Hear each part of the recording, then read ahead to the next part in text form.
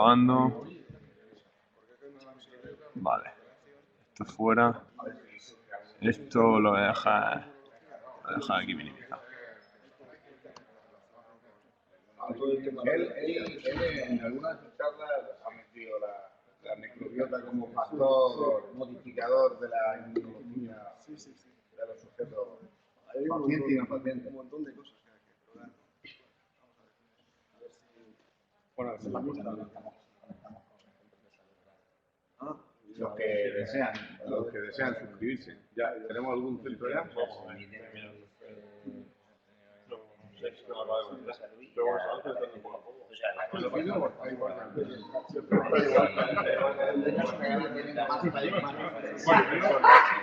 Ya la tenía el estudiante. Pero es de la primera que se ocurrió, ¿no? Sí. Son y cuarto, 5 minutos más. Siempre damos 5 minutos. No, bueno, ha ido a hacer una cosa que con el no hay que colaboró. Pero el frío no vas a conseguir. Vamos a subir hasta aquí. No, paso de depende del clima. Al paso de lo ves cerrado un poco y llegar. Te venía aquí, yo me paso contra allí para que no se escape. En otro lado.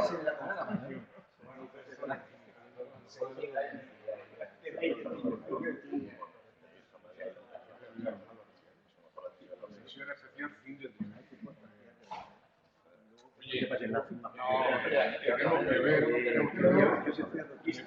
Yo ocurre, bueno, un chico que se transmitía, streameaba, por ejemplo, aquí. Tenemos que ver si podemos hacer podría ser ahora esa la pasarela. Voy a preguntar a la informática. ¿Cómo hace? Seguro que podemos. Sí, seguro. Decirle yo al corrector, ya tenemos el wifi y todo, seguro que no habrá mucho problema. Ver qué es lo que necesitamos y entonces no se lo tenemos. Sí, que todos nosotros somos como formación. Yo creo que sí, porque es una vacuna muy bonita y esta no puedo perderme. Yo me llevo bastante, ¿sabes? Yo medio por ello. Pero digo, hoy me lo digo. Voy a dar un speech. Estamos, como siempre, dando unos 5 minutos de cortesía porque para los nuevos, los que acaban de llegar o los que vienen por primera vez, siempre, aunque son a las 8:15, pero dejamos unos minutitos de cortesía.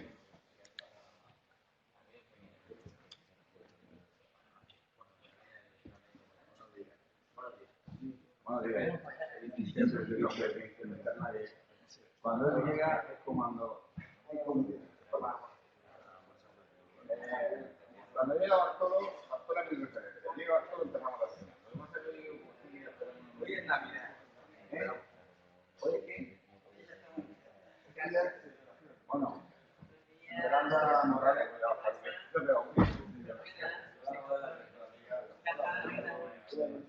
bienvenido.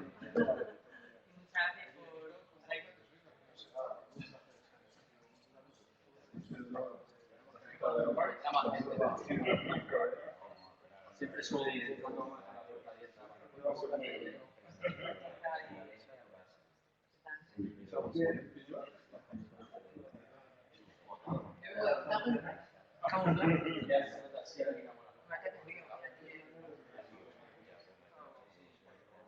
sí, es una vez un poco más. Sí, es que están dando la lista de preferencias. El último sobre el más agresivo, por eso me interesa participando más limpia posible de pacientes. Ahora es el momento solo tenemos 71 y el ahí a partir del 31, sí, 1 o 2 esa semana ya no es para ellos, para la elección y por marcar.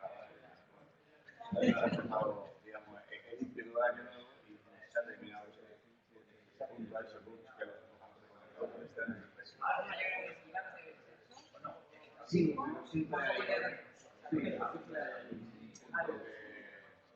algunos que tienen que ser bueno. Pero bueno, de tantos 3 meses, sí, yo creo que están ahí dándole al tambor, ¿no?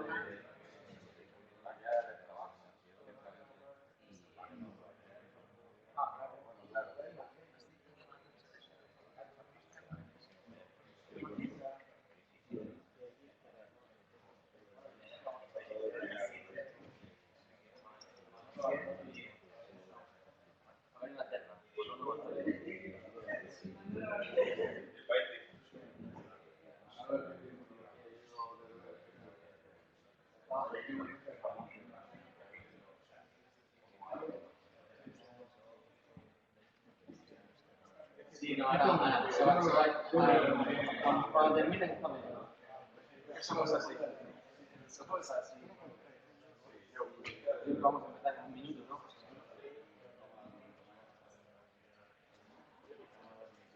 El ambiente es festivo, ¿eh? Sí, sí. Queda muy bien. Esa es la foto que le vale por más. Se ha la vídeo. Chicos lo cuelgan por Twitter.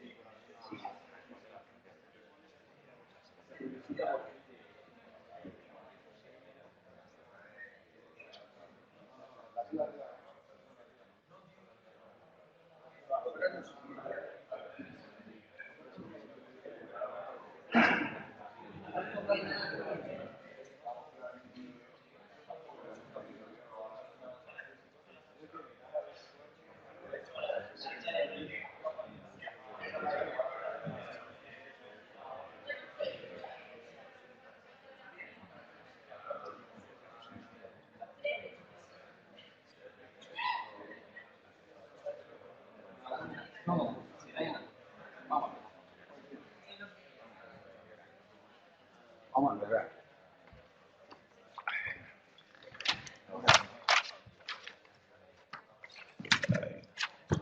Buenos días. Hemos esperado los 5 minutitos de educación y vamos a empezar la charla. Me imagino que los compañeros, pues vamos a dejar la puerta abierta para que no tengamos ese ruido molesto de cada vez que se abre y se cierra la puerta, ese golpeteo. Y bueno, sin más preámbulos, os voy a presentar hoy a un ponente del cual nos sentimos de docencia muy orgullosos de que esté con nosotros. Francisco Tomás Barberán pertenece al grupo de calidad, seguridad y bioactividad de animales vegetales del Centro de Zoología y Biología Aplicada del Segura, el CEBAS-CSIC. Y bueno, es un investigador, yo creo que el principal investigador que hemos traído hasta ahora. Es un experto en alimentos vegetales seguros y saludables, situando a los polifenoles en el centro de su trayectoria, y es un referente a nivel mundial en este campo. Ha estudiado el papel regulador y modulador de la microbiota en el metabolismo humano y en el desarrollo de enfermedades cardiovasculares, inflamatorias, neurodegenerativas y oncológicas, con lo cual el abanico que nos afecta es amplísimo. Me llama poderosamente la atención el que año tras año aparece citado como investigador top dentro del 1% reconocido a nivel mundial. En España está en el número 70 y si esto es un ranking, realmente sería un número de primerísima división.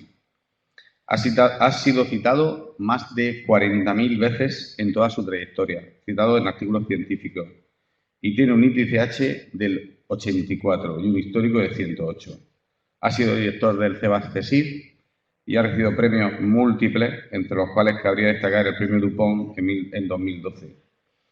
Y un dato que cuando revisamos, esto es una mini biografía de Francisco Tomás. Un dato que cuando lo revisamos nos llamó poderosamente la atención es que la patente del CSIC que más dinero ha dado a España es de Margarita Sales y la segunda es del ponente que hoy nos acompaña. Con lo cual, os puedo dar una idea de que no solamente es un investigador, sino que de su trabajo sale particularmente acciones que comportan ingresos para la sociedad en general. Es, como no podía ser de otra manera, académico de número y la verdad es que le agradezco de corazón la amabilidad que ha tenido de prepararnos esta ponencia de fin de trimestre y sin más preámbulos vamos a darle un aplauso y que nos deleite con su charla a Francisco Tomás Varela. Muchas gracias.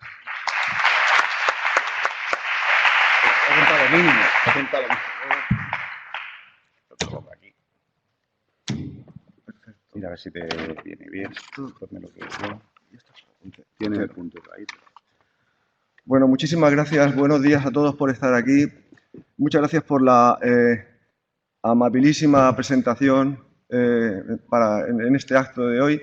Y creo que es un acto festivo, porque estamos ya cerca de Navidad, es el final de un trimestre y realmente pues, me gustaría hoy tener la posibilidad pues, de contagiaros un poco la pasión que tenemos en nuestro grupo de investigación por el tema de la microbiota intestinal y las posibilidades que está abriendo de poder ver los problemas que hasta ahora nos planteábamos, las hipótesis, con una nueva óptica, porque es algo que tenemos que considerar, creemos, de una manera definitiva. Bueno, en general nosotros estamos trabajando en un centro que es agroalimentación, pero dentro de la alimentación nosotros estamos en la parte más cercana al consumidor. Llevamos a cabo estudios clínicos, llevamos a cabo, investigación para conocer el papel que tienen los alimentos de origen vegetal, frutas y hortalizas tan importantes en nuestra región, en el papel que tiene la salud humana. Y esto llevamos trabajando muchos años y el problema que nos encontramos siempre es que en estos casos tenemos una gran variabilidad entre individuos. No todos los individuos responden igual y, de hecho, en muchos de los estudios de intervención que hemos hecho encontramos voluntarios que responden perfectamente a un tratamiento con un determinado alimento, con un determinado extracto rico en antioxidantes, en polifenoles, mientras que hay otros que no responden.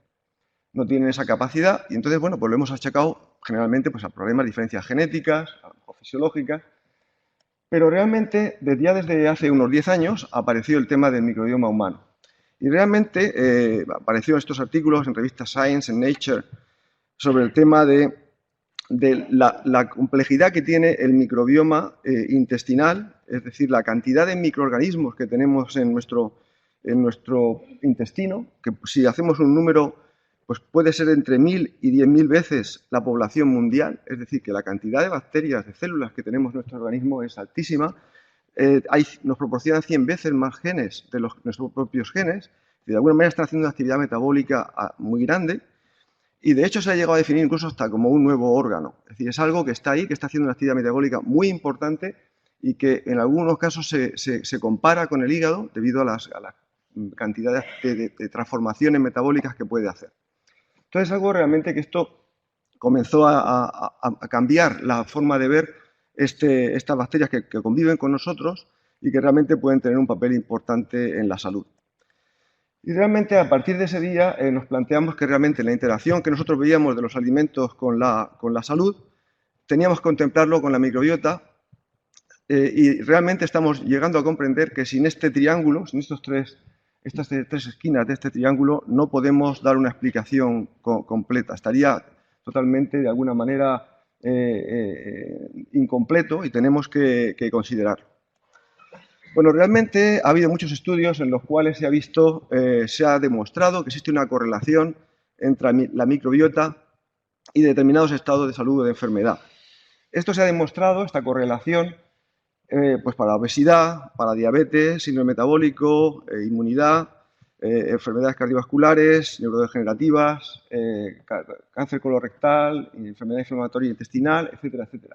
Esta correlación, hay publicaciones que han demostrado esta correlación, pero correlación tiene algo que ver con causa, es decir, esta es la pregunta. Porque, claro, la correlación, ¿qué es antes, el huevo o la gallina? Es decir, realmente el que tengamos esa correlación es porque existe una modificación en ese estado patológico que hace que se modifique la microbiota, o es que la microbiota que se ha modificado puede tener algo que ver en el origen de estas patologías, ¿no?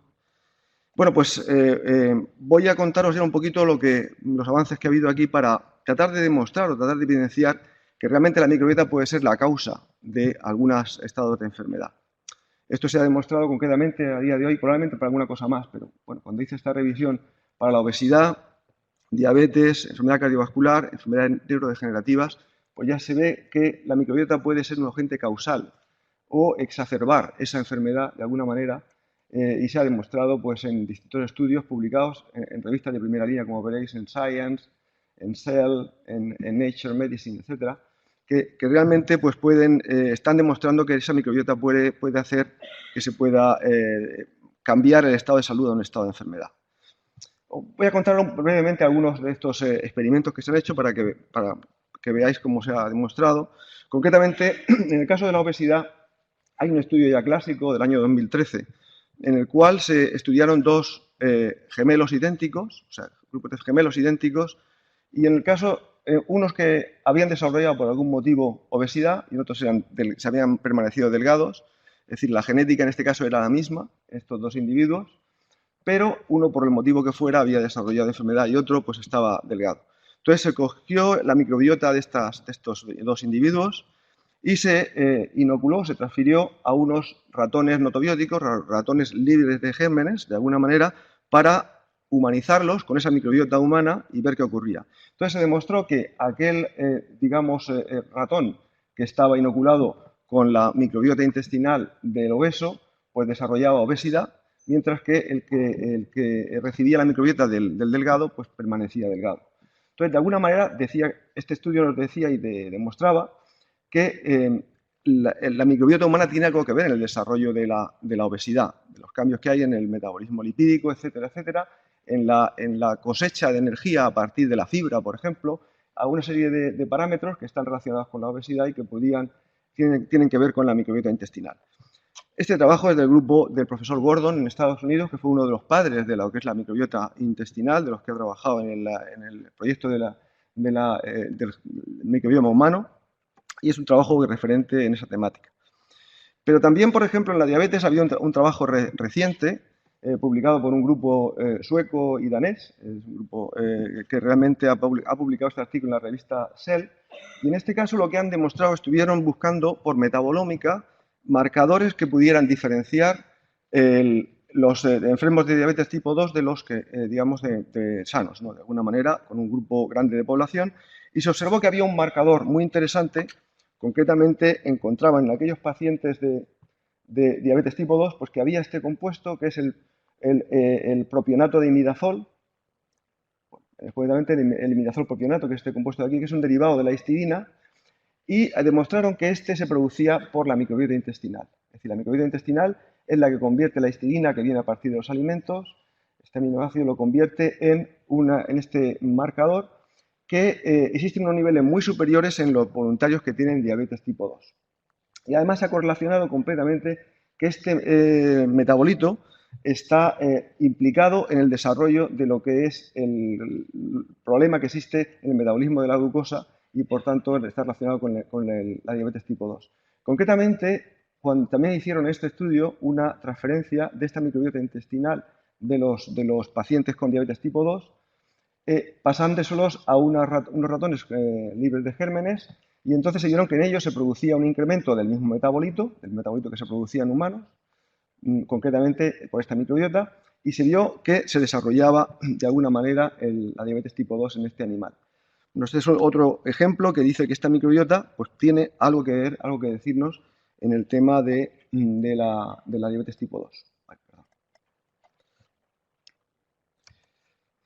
También otro caso que quisiera comentar con vosotros hoy es el tema de la enfermedad cardiovascular. Este es un trabajo también bastante antiguo, publicado en Nature Medicine, y bueno, está correlacionado con un tema bastante interesante. Es el consumo de carne, proporciona carnitina, y la carnitina, pues a través de la microbiota intestinal, lo que hace es que se convierte, libera un compuesto que se llama trimetilamina, y esta trimetilamina es posteriormente oxidada para dar lugar a la trimetilamina oxidada, que esta se absorbe, circula en sangre y es un promotor de la arteriosclerosis. Esto se ha demostrado en ratones y se ha visto que efectivamente esto es así.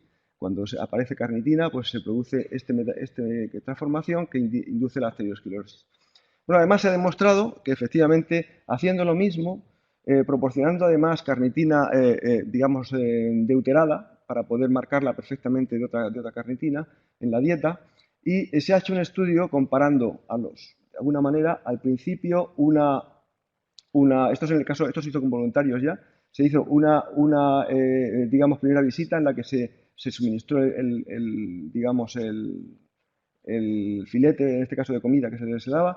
Posteriormente se vio que efectivamente en plasma había unos niveles de trimetilamina oxidada, mientras que cuando se producía una supresión de la microbiota intestinal, en este caso pues lo que se producía con el tratamiento con antibióticos, lo que fuera, se veía entonces pues, que prácticamente el trimetilamina oxidada desaparecía y cuando posteriormente se recuperaba la microbiota volvía a aparecer la trimetilamina oxidada. Es decir, de alguna manera hay una microbiota que está responsabilizada de esta conversión y que de alguna manera está haciendo pues, que tengamos un factor adicional en la enfermedad cardiovascular que habría que considerar. También esto tiene relevancia en enfermedades neurodegenerativas. Concretamente voy a comentar algo de la enfermedad de Parkinson.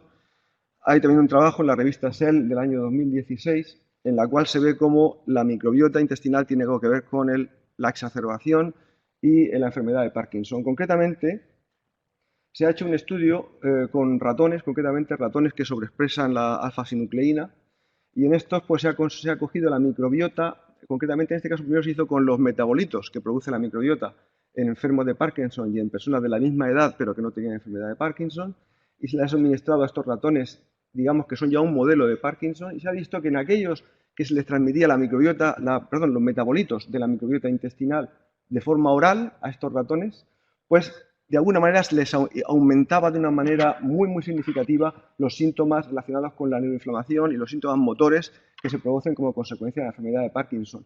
Mientras que aquellos voluntarios que se les transmitía lo que es los metabolitos microbianos de una persona sana, pues se veía que permanecía de alguna manera asintomático o con digamos, unos síntomas muchísimo más bajos. De alguna manera, los metabolitos que produce la microbiota intestinal, en este caso, está haciendo que se exacerbe, se aumente, se incremente muchísimo los, digamos, efectos negativos que tiene el Parkinson. Igualmente, también se hizo, en este caso, un estudio en el cual se trasplantó la microbiota también de enfermos de Parkinson y de voluntarios sanos en ratones con esta sobreexpresión, no solamente ya los metabolitos, sino la propia microbiota, y también hacía que se aumentara los problemas físicos de estos ratones que estaban desarrollando también el Parkinson. Bueno, de alguna manera existe una correlación entre la microbiota y lo que es la enfermedad de Parkinson. También es verdad que la microbiota no solamente puede ser causa, sino que también puede modular lo que es la eficacia de un determinado tratamiento.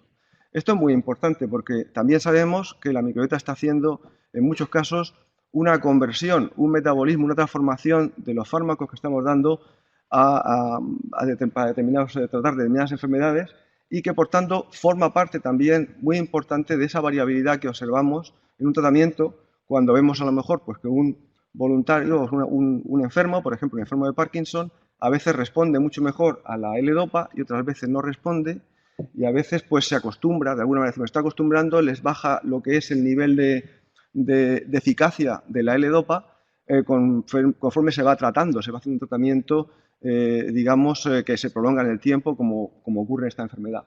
Bueno, pues aquí la microbiota intestinal también tiene un papel fundamental. Ya de este año ha habido dos artículos muy relevantes, 2019. El primero en la revista Nature Communication, que lo que hace, bueno, simplemente lo que os voy a contar es un poquito lo que ocurre, lo sabréis, pero bueno, esta es la L-Dopa, que es el fármaco que se suministra para, digamos, los síntomas del Parkinson, para que llegue al cerebro y produzca dopamina, que es lo que tenemos digamos, de defecto en este caso. Y aquí lo que hace falta en la conversión de lo que es la L-Dopa a la dopamina, lo que hace falta es una descarboxilación. Hay una enzima que es una descarboxilasa que tenemos en el cerebro, hay una de origen humano, y que produce pues, la conversión en el cerebro y da lugar pues, a ese efecto positivo que buscamos en el paciente, ¿no? El problema es que también hay otros organismos en nuestro cuerpo, concretamente bacterias, que tienen esa actividad descarboxilasa. Y concretamente hay algunas bacterias en el intestino delgado que lo que hacen, bueno, aquí tenemos esta parte de la izquierda, es una representación del intestino delgado, digamos, cuando todavía se está empezando lo que es el tratamiento de la enfermedad de Parkinson. En este caso se suele dar L-Dopa con carbidopa. El carbidopa lo que hace es inhibir esa descarboxilasa la descarboxilasa humana para evitar que se produzca esa descarboxilación en el aparato digestivo, para que llegue al cerebro de alguna manera la L-Dopa, pero aquí en este caso lo que ocurre es que esa carbidopa no está actuando, no es efectiva en el caso de la microbiota intestinal, que también tiene actividad descarboxilasa. Y por tanto, se está produciendo por parte de la microbiota una conversión de L-Dopa en dopamina en el intestino delgado. ¿Qué pasa? Que esa dopamina no se puede absorber aquí. No se puede absorber, no puede circular, no puede atravesar la barrera hematocefálica, no puede llegar a donde tiene que ejercer su efecto y se va acumulando en el aparato digestivo. Concretamente, esta L-Dopa, la L-Dopa es transportada por un transportador específico. Aquí, de nuevo, la carbidopa está efectuando una inhibición y al final pues encontramos en circulación pues unos niveles altos de L-Dopa que hacen que el enfermo pues responda bien al tratamiento con L-Dopa, porque hay una gran biodisponibilidad de este fármaco.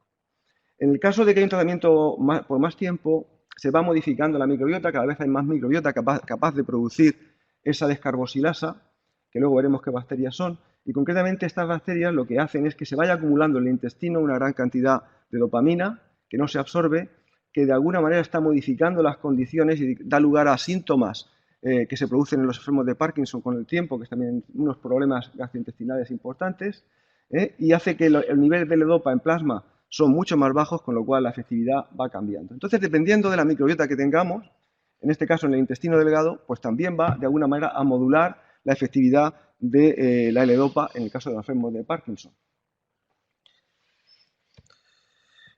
También ha habido otro trabajo publicado este año en la revista Science, ya en este verano, que de alguna manera confirma el anterior y ya identifica qué bacterias son las responsables y abunda en buscar alguna manera fármacos que puedan ayudar en este problema, ¿no?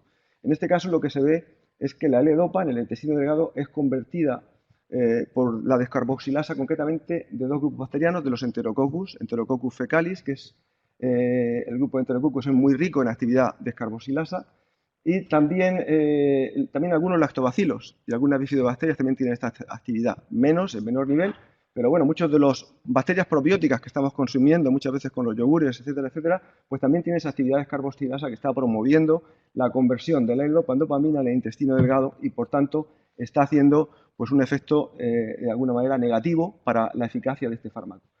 Y también en el colon, cuando llega la dopamina que se ha producido en el intestino delgado, que se produce en el intestino delgado, pues hay también en el colon una conversión por bacterias del grupo de las coriobacteriáceas, concretamente Gestella lenta, es uno de los que transforman esta dopamina en tiramina. De alguna manera le quita este hidroxilo de aquí, tiene una capacidad de deshidroxilar, que es una actividad metabólica característica de la microbiota del colon, que lo que hace es convertir la dopamina en tiramina y esta tiramina pues, puede ejercer muchos efectos. La para de tiramina está relacionada con problemas de tipo relacionados con respuesta, digamos, anafiláctica, etcétera, etcétera, pero realmente lo que es la metiramina no se sabe realmente qué efectos puede tener. Realmente hay una actividad para este tipo de metabolito que se está produciendo en gran cantidad en los enfermos de Parkinson, que puede estar relacionado con algunos de los efectos secundarios que se están observando. Este grupo ya ha propuesto un nuevo, digamos, inhibidor de la descarboxilasa. Han buscado un compuesto nuevo, un fármaco nuevo, que tiene la capacidad de ser activo frente a la microbiota intestinal, frente a la descarboxilasa, con lo cual se abre una nueva perspectiva terapéutica para el uso de estos fármacos en el enfermo de Parkinson. Bueno, pues ya que hemos contado que efectivamente parece ser que la microbiota está relacionada con la salud y que realmente pues, puede incluso ser causa o ser parte de la causa de enfermedades, bueno, podemos preguntar si todos tenemos la misma microbiota intestinal, es decir, todos estamos sometidos igualmente o hay variabilidad entre cada uno, dependiendo de la raza, dependiendo de la salud, dependiendo de distintos factores. Y efectivamente, bueno, hay muchos estudios que se han encontrado ya desde el año 2010 hasta muy recientemente. Se han encontrado estudios que demuestran que hay una gran variabilidad.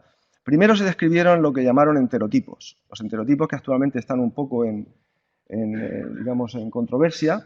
Los enterotipos se basan la clasificación de todos los voluntarios que se analizan en 3 grupos principales, 3 enterotipos que le llaman, y que se basan en el grupo principal de bacterias que tenemos en el aparato digestivo. Hay uno que le llaman bacteroides, otro Ruminococcus y otro Prevotella.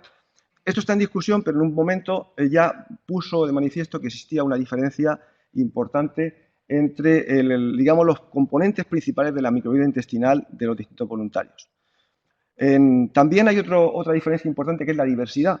Es decir, el número de especies diferentes, de bacterias diferentes que tenemos en el aparato digestivo, pues es muy diferente. Esto es edad, esto es un gráfico del trabajo de Yatsenko y colaboradores de Nature del año 2012, y se ve que existe una variación en la diversidad con el tiempo, con la edad y también con distintos tipos de población. No es lo mismo la variabilidad o la diversidad que existe en voluntarios, por ejemplo, que viven en ambientes rurales o en ambientes, por ejemplo, en el centro de África, en zonas que están muy sometidos a ambientes con mucha contaminación bacteriana externa, que aquellos que son más urbanos, que trabajan en zonas mucho más protegidas, pues estos tienen una diversidad mucho menor. Y se correlaciona en general que esta diversidad, cuando hay más diversidad, tenemos una microbiota más sana. De alguna manera tenemos más capacidad de hacer actividades metabólicas y se tiene, de alguna manera, una microbiota más sana. Y también existen diferencias en lo que llamamos la calidad, es decir, el tipo de bacterias que tenemos. Estos son distintos voluntarios y estos son distintos grupos bacterianos. Los colores representan cada uno de ellos y vemos que hay variabilidades entre los diferentes voluntarios, pero no solo en la calidad, sino también en la cantidad. Es decir, la cantidad de microbiota que tenemos en el aparato digestivo también es muy variable, y cuando se tiene una cantidad mayor de microbiota intestinal, generalmente se está en estados, digamos, más saludables que cuando se tiene una cantidad menor de microbiota intestinal, que puede dar lugar a lo que llamamos disbiosis, que es un tema que no entraré a comentar hoy, pero que efectivamente es el que cuando existe una desregulación de la microbiota intestinal, dando lugar a una serie de problemas secundarios. Bueno, entonces, si vemos que hay una variabilidad en la microbiota, si cogemos a la población que sea, a los que estamos aquí en esta sala hoy y nos hacemos un análisis de microbiota intestinal, pues veremos que somos diferentes, que tenemos una variabilidad en esta composición de la microbiota, sea por uno de los 3 tipos que hemos dicho anteriormente, por los grupos dominantes, por la diversidad o por, digamos, la cantidad de bacterias que tenemos. Y, por tanto, pues vamos a hacer cosas diferentes cuando consumimos un alimento, o muchas veces cuando podemos tomar algún fármaco, pues podemos tener una diferencia debido a esta microbiota, a estas diferencias que tenemos en la microbiota. Y esto, pues, creemos que en el futuro se debería tener en consideración. Ahora voy a hablar un poco más de mi campo, ya más metido en el mundo de lo que es la dieta, los constituyentes de la dieta, y vamos a hablar un poquito de la interacción con la microbiota. Muchos de los constituyentes de la dieta que tenemos, los antioxidantes que tanto se han estudiado y se han publicitado incluso, bueno, pues no se absorben, realmente no se absorben en el intestino delgado, llegan al colon y allí hay cantidades muy grandes que son las que interaccionan con la microbiota intestinal. Bueno, estos son los polifenoles, que tienen una gran capacidad antioxidante. Si vemos los alimentos que están incluidos en esta figura, son todos muy ricos en algún tipo de polifenoles, en algún tipo de antioxidantes de este tipo, y vemos que si nos fijamos en todos ellos, la mayoría de ellos, o por no decir todos, son considerados alimentos saludables, alimentos muy saludables. De alguna manera, pues existe esa correlación. Y bueno, cuando estudiamos lo que ocurre con estos compuestos que no se absorben, que llegan al colon, y la interacción con la microbiota intestinal, esta es una interacción que llamamos interacción de 2 vías. El compuesto del alimento, o sea, el antioxidante del alimento, puede modular la microbiota y la microbiota puede también modular el polifenol. En general, los polifenoles sobre la microbiota lo que hacen es un efecto que llamamos prebiótico, parecido al que tienen los carbohidratos. Y bueno, esto es una microbiota intestinal normal, digamos, normal o de un paciente que sea. Y tenemos aquí una cosa interesante, que tenemos la relación de Firmicutes con Bacteroidetes. En este caso, si tenemos una gran relación de Firmicutes frente a Bacteroidetes, lo que hay es una mayor tendencia a la obesidad. Es decir, esta persona pues tiene más tendencia a obesidad si no está obesa ya, o con sobrepeso. Mientras que hay otras bacterias, por ejemplo, Akkermansia, Lactobacillus, Faecalibacterium y Bifidobacterium, que son bacterias saludables, porque a veces están en cantidades muy pequeñas y que a lo mejor pues, es interesante promoverlas, y otras que son negativas, por ejemplo, Fusobacterium nucleatum o Clostridium difficile. Estas de aquí son algunas que hay que suprimirlas o que hay que tratar de evitar que estén. Por tanto, estas habría que de alguna manera eliminarlas.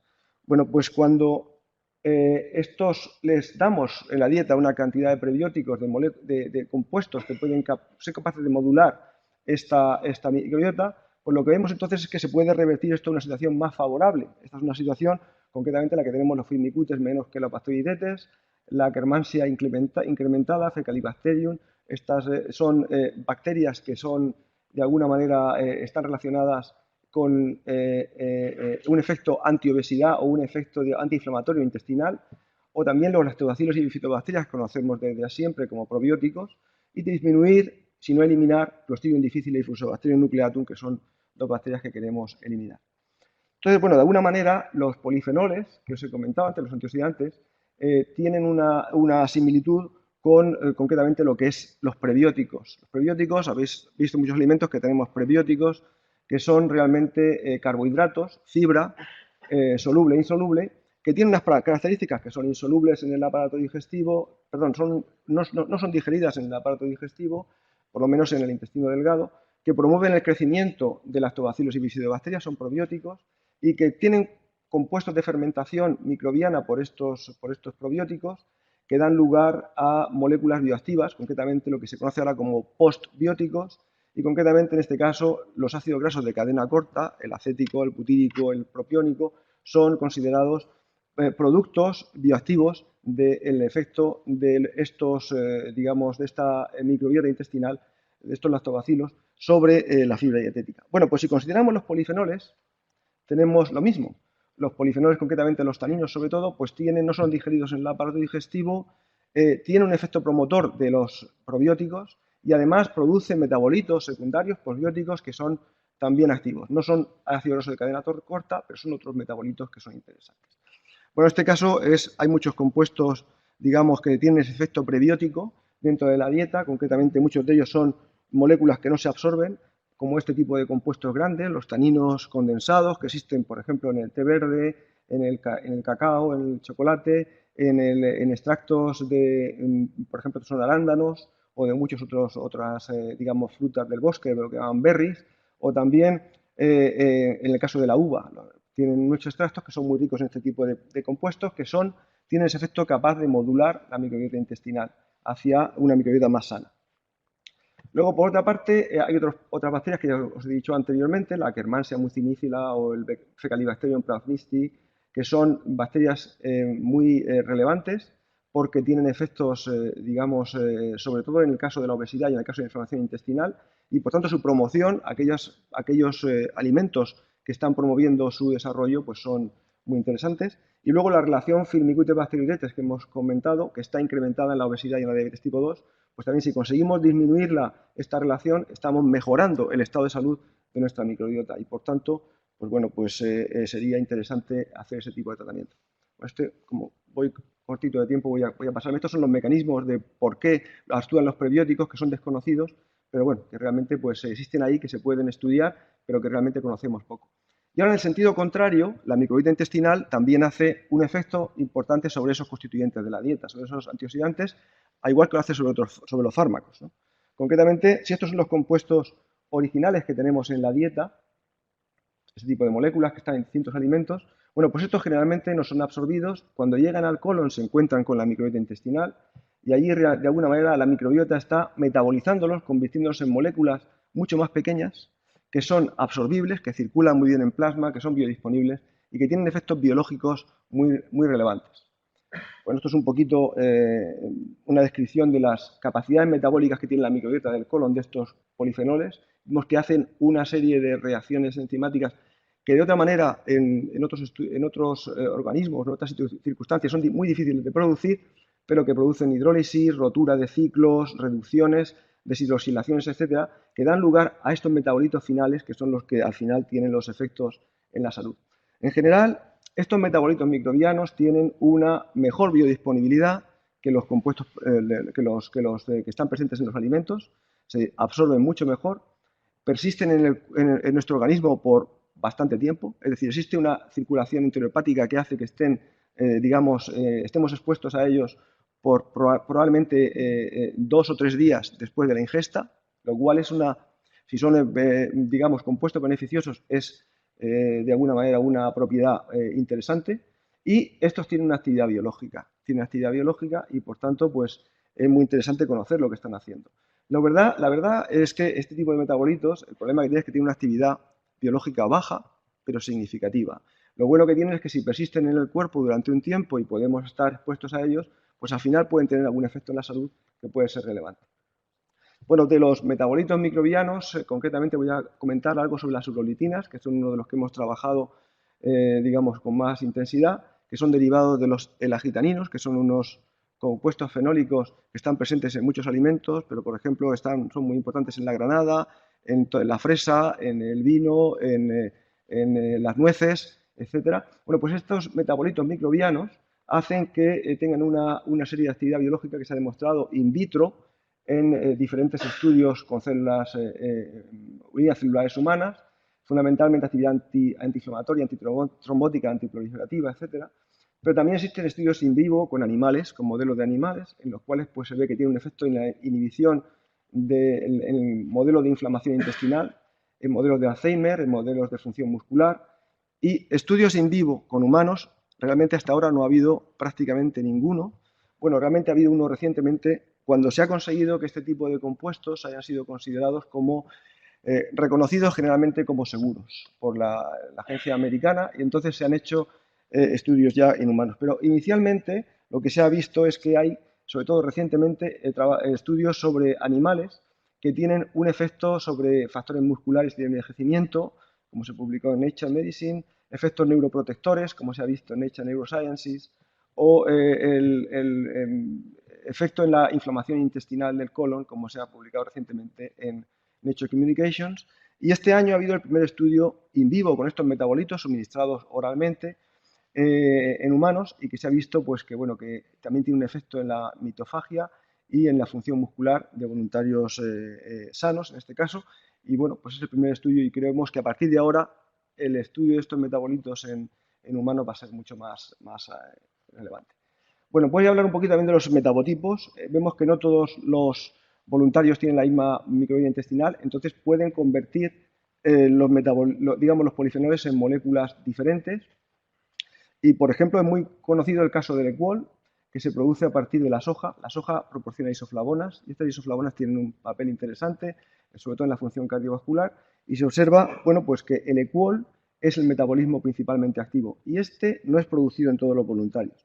Igualmente, cuando consideramos los elagitaninos que os he comentado, que están presentes en muchos alimentos, bueno, pues hemos descrito que hay tres metabotipos, que dependiendo de los voluntarios, podemos tener tres grupos metabólicos diferentes asociados con su microbiota, que ahora comentaré. Bueno, este es el caso del Equol, que vemos que esto es que la barrita esta negra oscura es la que nos dice aquellos que producen Equol, es decir, aproximadamente un 30% son productores, mientras que el resto son no productores.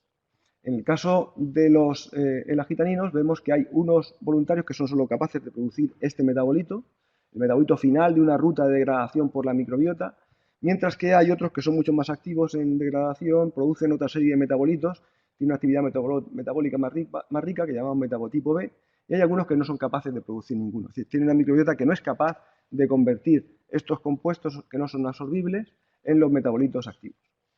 Bueno, pues cuando vemos estos metabotipos y lo distribuimos entre los voluntarios, cuando hay voluntarios sanos, sin una disbiosis, se observa que el metabotipo mayoritario es el metabotipo A, mientras que el metabotipo B y 0 están mucho menos representados, mientras que cuando existe alguna disbiosis intestinal o cuando hay una enfermedad, vemos que el metabotipo B está más representado. Es decir, existe una correlación entre el metabotipo y el que haya una disbiosis o un estado de enfermedad. Bueno, al final, lo que quisiera ya comentar es que estratificar los voluntarios, atendiendo la capacidad que tienen de metabolizar los compuestos de la dieta, en este caso, puede dar lugar a resultados significativos que, cuando se mide la población completa, pues no tienen una significación. Acordaos al principio que comentaba lo de los respondedores y no respondedores. Bueno, pues ahora, aquí al final, podemos ver que cuando se divide la población entre voluntarios, entre distintos tipos de metabotipos, vemos que sí que existen resultados, digamos, relevantes, significativos. Por ejemplo, este es el caso de un estudio que hicimos hace unos años dentro de un proyecto europeo Bacchus, en el cual veíamos marcadores de función cardiovascular, riesgo cardiometabólico, y concretamente pues dividimos una serie de voluntarios con Esto fue un estudio placebo controlado, randomizado, cruzado, etcétera, para poder ver este efecto, y concretamente les dábamos extracto de granada. Y en este caso se veía cuando cogíamos, estos son todos los voluntarios, bueno, pues vemos que estos son los niveles de colesterol.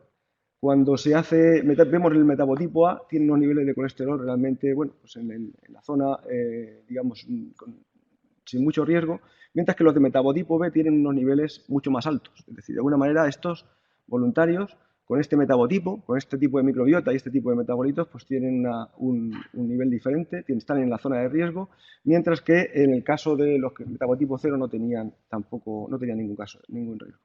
Bueno, pues cuando medimos los distintos marcadores de riesgo cardiovascular tras la ingesta de extracto de granada, cuando cogemos todos los individuos vemos que existe una tendencia, estos son distintas dosis, y esto es el colesterol total, el colesterol,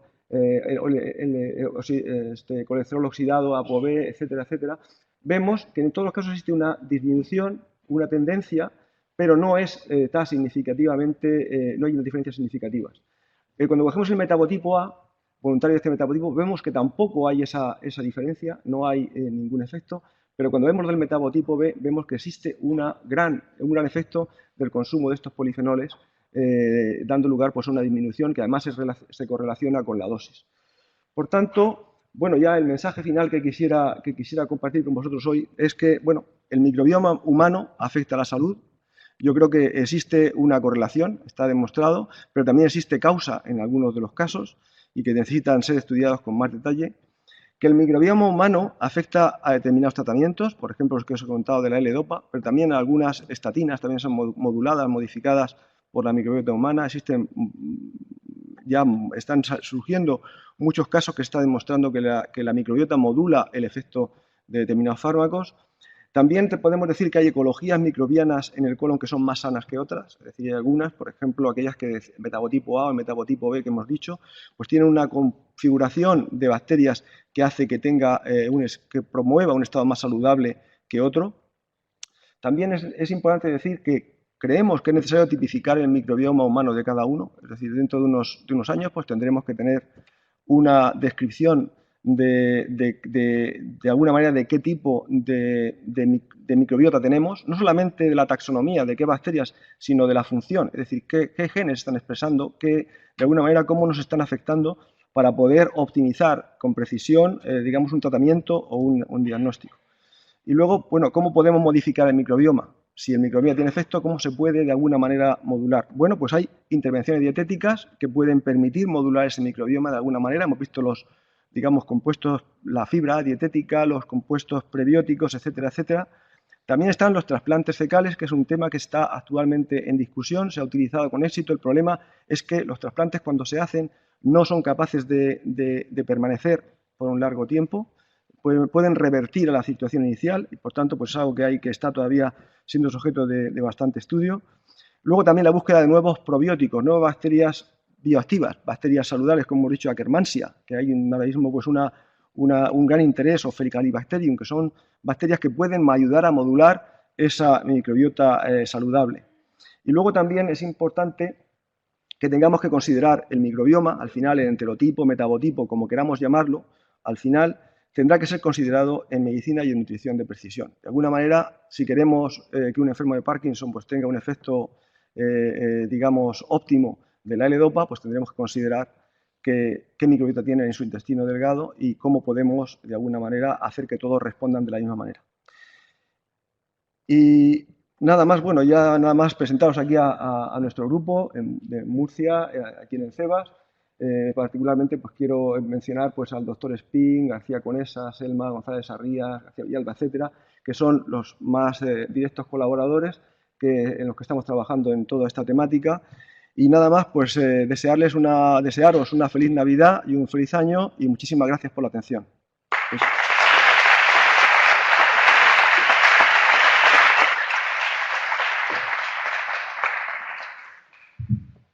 ¿Preguntas?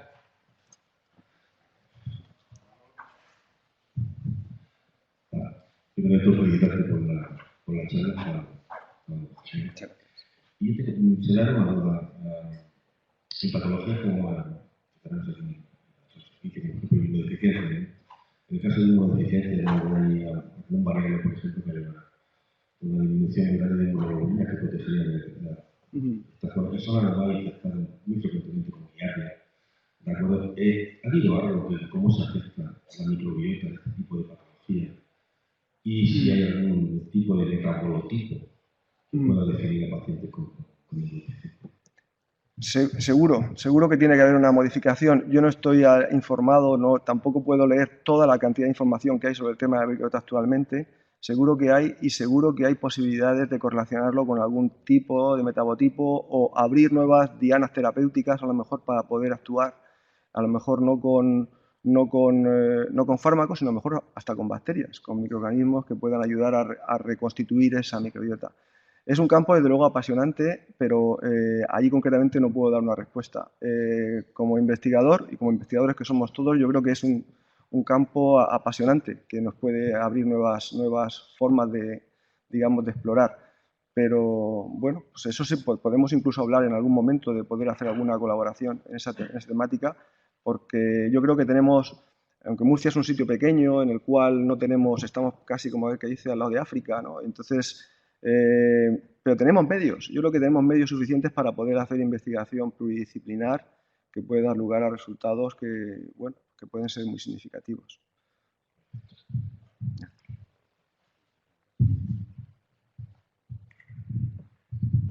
Yo, en primer lugar, felicitarte por la charla. Nos has puesto al día de manera sólida y científica del microbioma. Yo creo que es algo que aquí no conocía o no sabía, totalmente convencido de la realidad y de la trascendencia que tiene y sobre todo lo que puede tener. Yo creo que es un privilegio haber escuchado de un científico sólido la situación actual, las implicaciones que tiene y sobre todo que puede tener en la salud humana, todo lo que queda por conocer, todo lo que no me conoce. Yo lo que sé, pues, desde el punto de vista del Instituto de Arexata, para nosotros sería un privilegio tener un grupo tan potente como el tuyo aquí dentro de nuestro estudiar, aunque te deseable como eso no es, porque tú perteneces a CSIC, pero sí en la proximidad yo creo que se pueden establecer colaboraciones serias de aplicaciones clínicas. Uno de los puntos que tú has dicho es que hay pocos estudios en pacientes, pocos estudios clínicos, y aquí de eso nos sobra pacientes, nos sobra. Hay ensayos clínicos en Parkinson, se hacen ensayos clínicos en demencias, en osteoporosis, en enfermedad inflamatoria. Realmente hay grupos que se podían establecer un triángulo y realmente establecer unos trabajos. Atención primaria se está potenciando muchísimo. De otros pacientes con de dos tipos de dietas de fenoles que se pueden hacer con una N de miles de pacientes. Yo creo que se podría diseñar, estamos en una región pequeña, y yo creo que el paso a la aplicación clínica en ensayos clínicos podría ser una realidad, realmente, teniendo el sustento científico y básico que tenemos, que podríamos contar con tu experiencia y tu dirección. Bueno, pues muchísimas gracias por el comentario. Estoy totalmente de acuerdo en lo que has comentado y efectivamente estamos abiertos a poder colaborar con vosotros.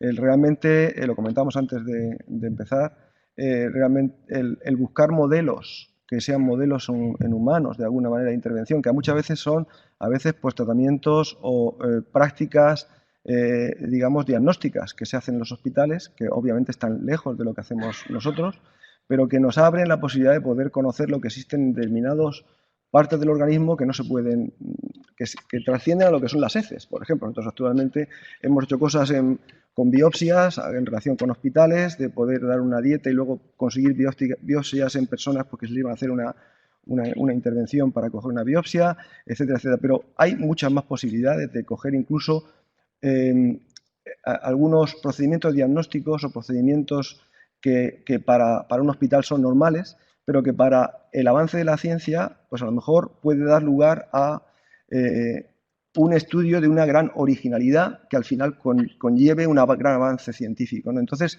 eso es lo que tendríamos a lo mejor que explorar, esa colaboración, y por nuestra parte, encantados de poder avanzar con vosotros.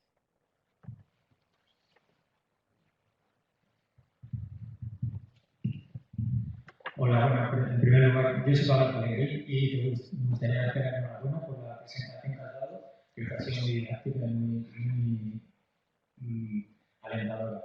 Yo tenía una pregunta, porque creo que no has mencionado mucho la genética en todo esto de la microbiota. Has comentado que los alimentos pueden modularla los fármacos pueden ser modulados, pero ¿qué nos puedes decir sobre la genética? ¿La genética del individuo puede afectar a la microbiota? Porque yo no soy experto, pero sí que he leído algún artículo que haya genes que pueden afectar la microbiota. Entonces, ¿podrías comentar un poquito más sobre el tema? Sí, obviamente sí que hay realmente la situación es mucho más compleja de lo que yo he tratado de reflejar aquí hoy. En el marco de un proyecto europeo de una acción COST que hemos llevado a cabo hace los últimos 4 años, en relación con lo que son compuestos bioactivos de la dieta, compuestos fitoquímicos y su papel en la salud cardiovascular, hemos explorado al mismo tiempo lo que son la genética de los distintos voluntarios, polimorfismos, etcétera, etcétera, y luego pues la microbiota intestinal y otra serie de parámetros también relacionados con la alimentación. Y efectivamente sí que hay interacciones grandísimas. Lo que pasa es que la situación es tan compleja que a día de hoy eso está en su infancia, yo creo que está todavía por empezar a nacer, porque es una temática que realmente es fundamental. Ahora mismo estamos en la infancia en el tema de la microbiota, pero hasta ahora ha discurrido por un camino en solitario que no puede de alguna manera ignorar lo que está pasando en el organismo, las diferencias que existen, no solamente ya en la genética, sino en las transformaciones que se realizan en la fisiología a lo largo de la vida, ¿no? La diferencia que existe entre una persona, joven o una persona adulta o en una mujer que tiene en un momento pues está embarazada, va a dar a luz y tiene unos cambios muy importantes que hemos visto que afectan a la microbiota y que afectan a los metabotipos. Es decir, una mujer cuando está embarazada, primero siendo metabotipo A, luego cambia a metabotipo B y luego una vez que da a luz revierte a metabotipo A. Es una cosa que es curiosa, ¿no? Es una correlación, pues a lo mejor con el cambio de metabolismo lipídico, pero realmente casos concretos en los que pudiéramos decir que efectivamente la genética humana pueda afectar a la microbiota, puede haberlos. Por ejemplo, un caso sencillo es si existen realmente diferencias genéticas, por ejemplo, en lo que es la producción de mucus en el intestino, los niveles de producción de mucus. El mucus es, de alguna manera, es una zona en la que están enriqueciéndose aquellas bacterias que son más metabolizadoras y que muchas de ellas son saludables.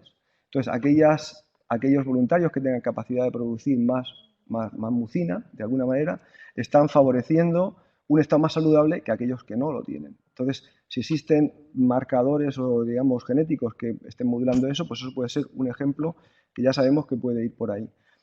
Sería interesantísimo poder encontrar polimorfismos o algún tipo de marcador genético que pudiera diferenciar voluntarios a nivel, por ejemplo, de la función gastrointestinal y poder tratar de correlacionar eso con la microbiota y con el efecto a la salud al final.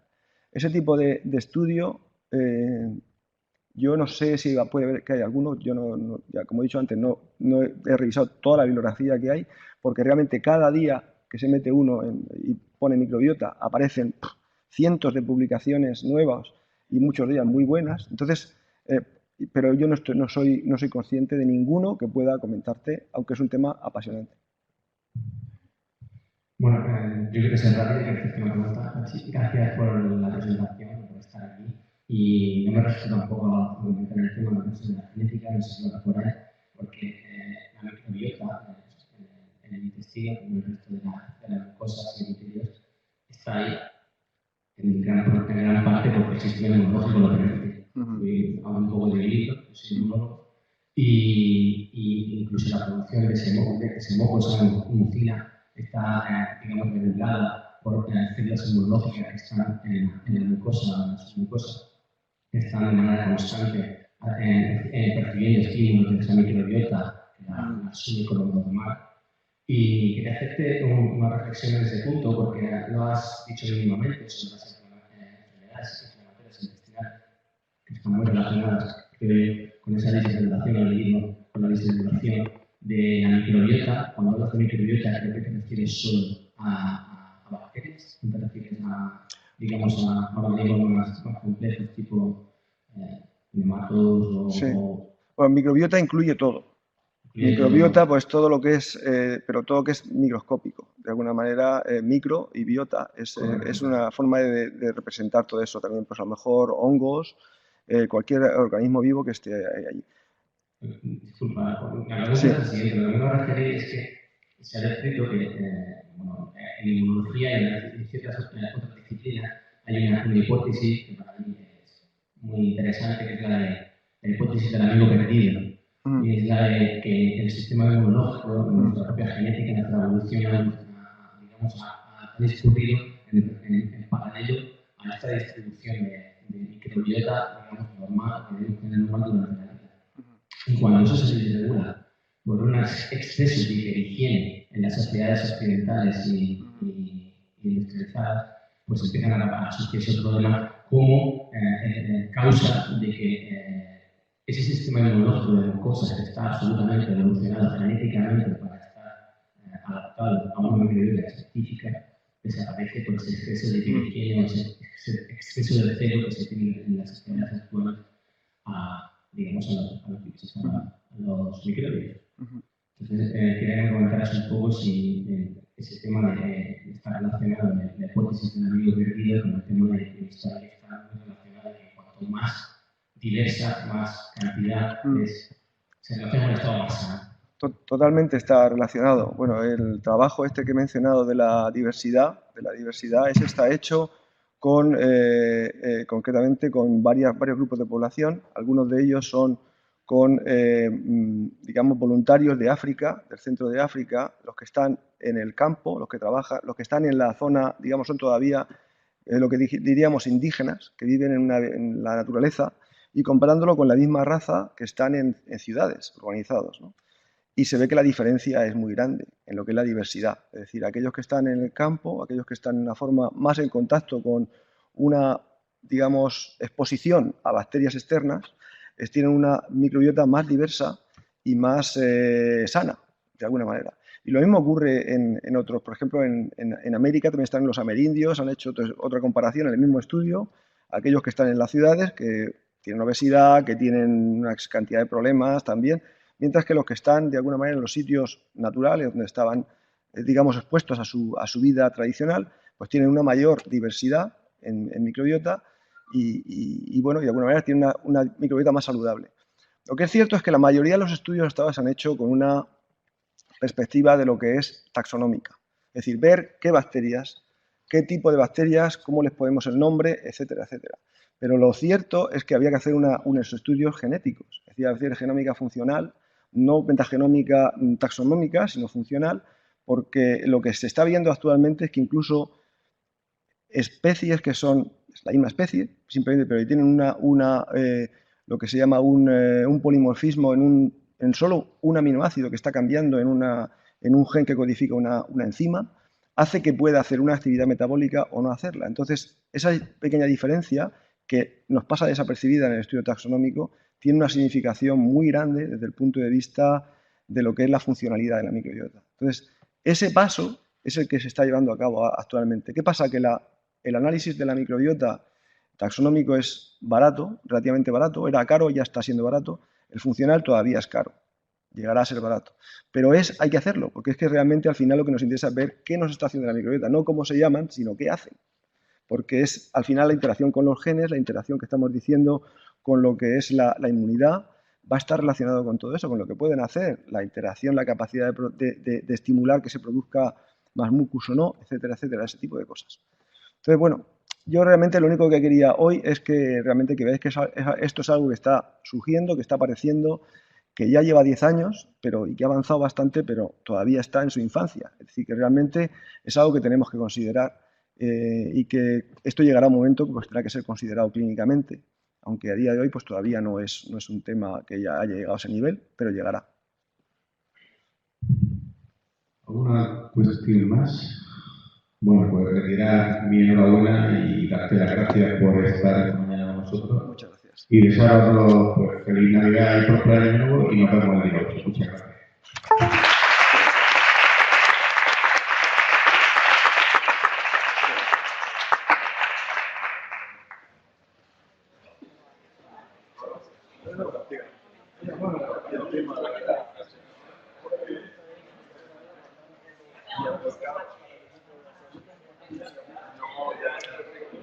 enhorabuena porque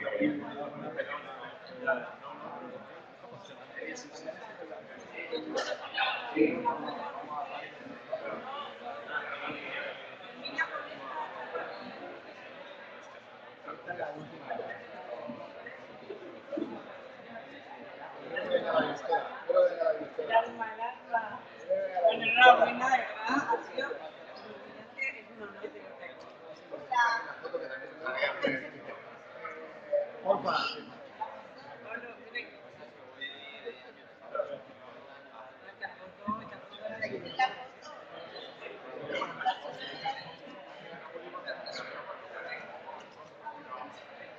Creo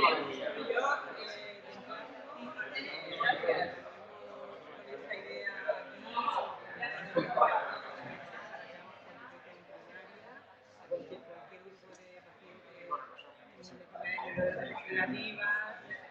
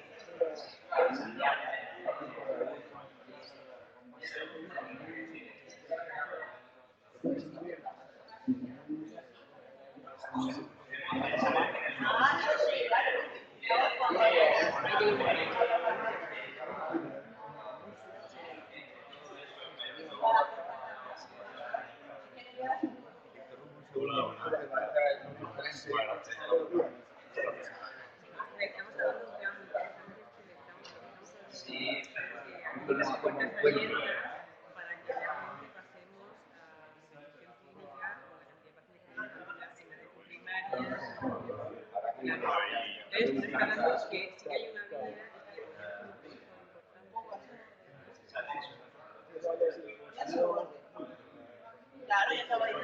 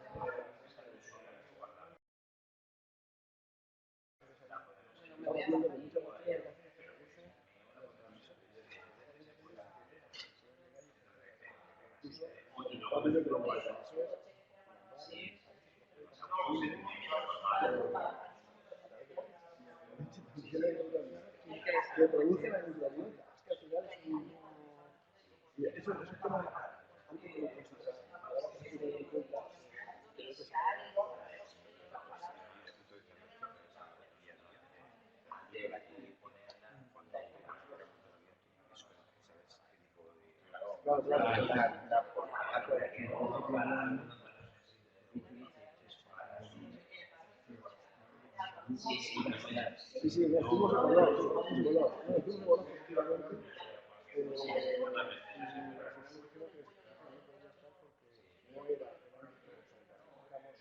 Éramos del ámbito agroalimentario, por tanto,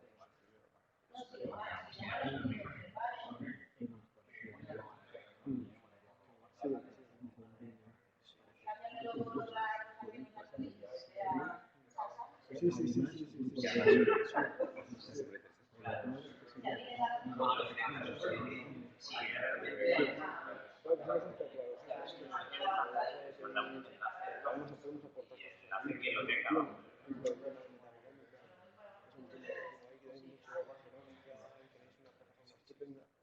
Podríamos ver cómo desarrollarlo.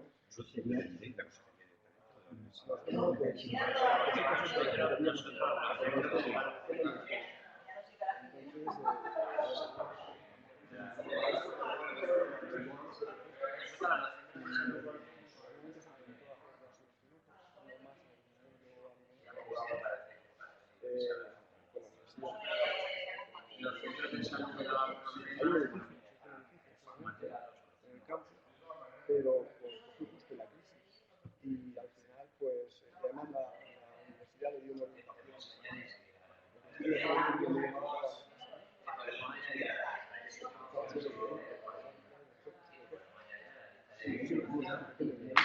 Enseguida lo de la carne fuerte, conservero, los no sé cuántos.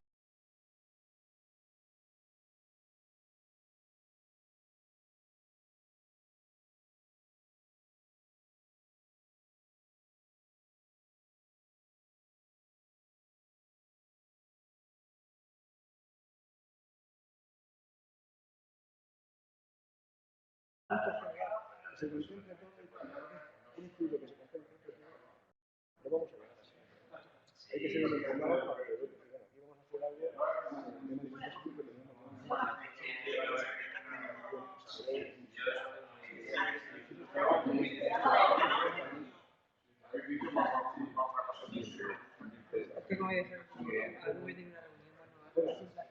espero que consigamos. Nos vemos ahora. Luego. No voy a bueno, nada, vamos a ir a trabajar. Dijeron que tenían que hacerse a nivel de individual.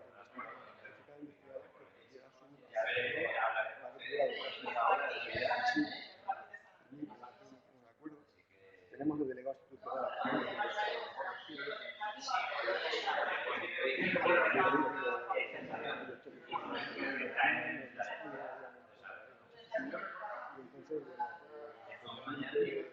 Eso al momento estuvo hace poco.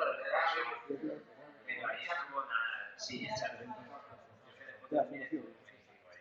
Y ahí necesidades y había hablando de las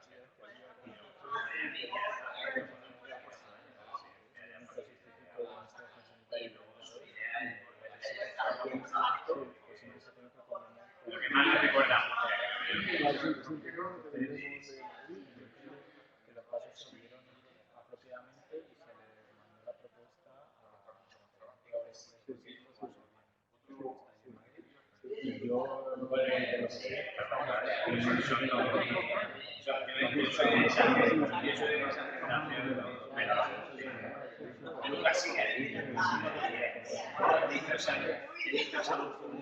yo no puedo decir lo que sea.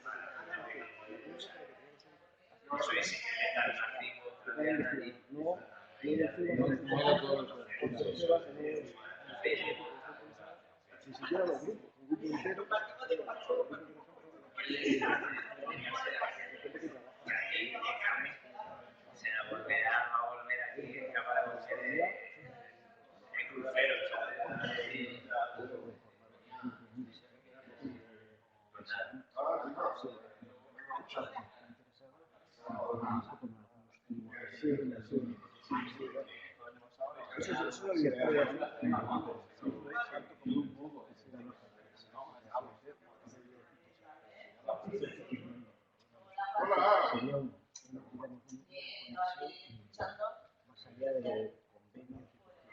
Vamos a continuar con todo esto, que yo creo que hay muchas posibilidades. Estamos aquí, tenemos la posibilidad de hacer cosas chulísimas. Así es que lo único es eso. Bueno, vamos a ir.